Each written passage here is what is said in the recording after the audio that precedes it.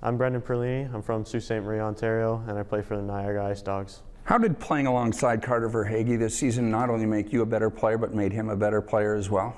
Yeah, well, I thought playing with Carter was good. You know, we got along real well off the ice and obviously as well on the ice. But you know, I thought our chemistry was there right from the start.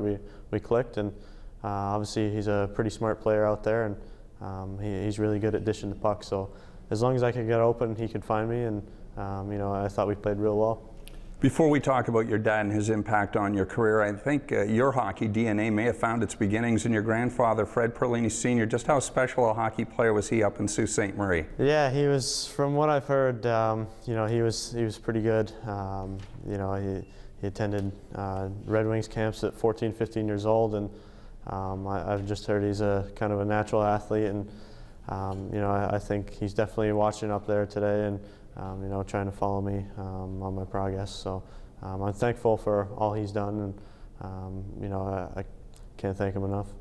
Your father was drafted by the Maple Leafs, played for the Toronto Marlies, and you're in around where the Maple Leafs are going to be picking if Central Scouting's correct. Do you believe in fate? Who knows? I mean, it could happen, and you know, I never really know with the NHL. You know, there could be so many different trades or anything, and anything's possible. So if it works out, great. It's kind of cool that my dad played there, but you know, if not, I'm happy with that too. So. You were born in Great Britain. Just how valuable a learning ground was it for you as a hockey player? Yeah, it was.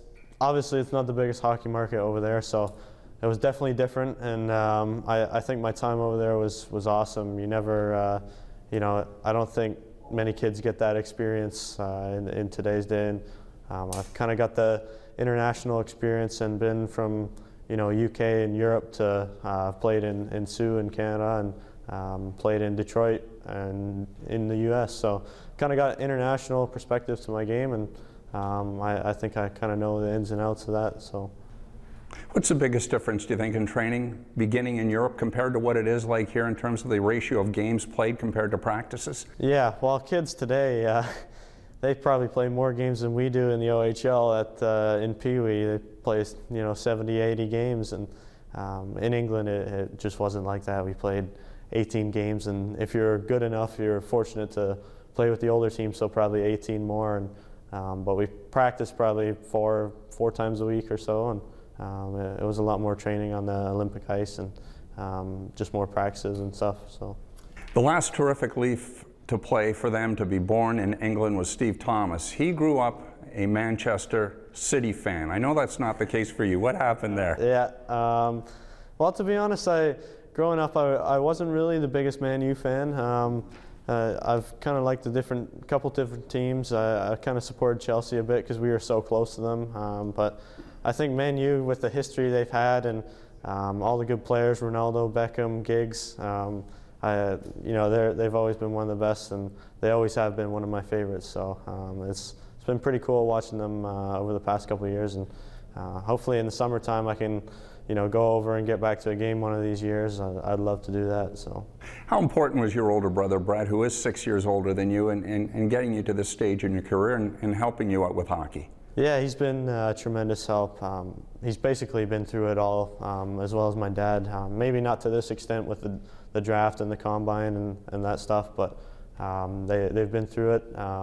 You know, they've played at the high levels, and you know, they've had nothing but good words and advice and help for me. So anything I can learn off of them will only help me. 6'3", 205 pounds. Brendan, are you still growing? Yeah, I think so.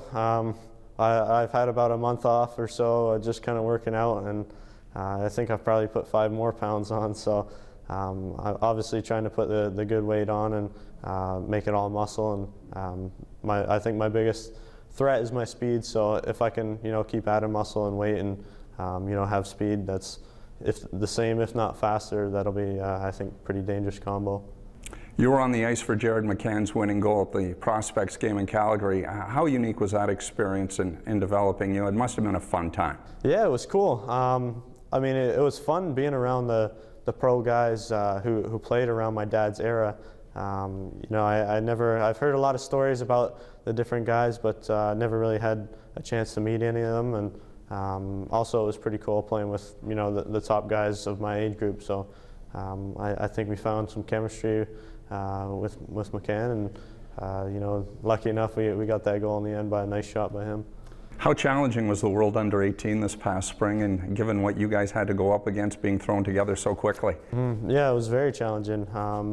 Such a short time span that I think anything can happen in those situations, and I'll give credit to Czech. They played a good game in the semifinals, and they deserved to win that game. But I thought throughout the course of the tournament, I thought we had a strong showing, and obviously just pretty unfortunate in the end, but good to come home with at least a bronze.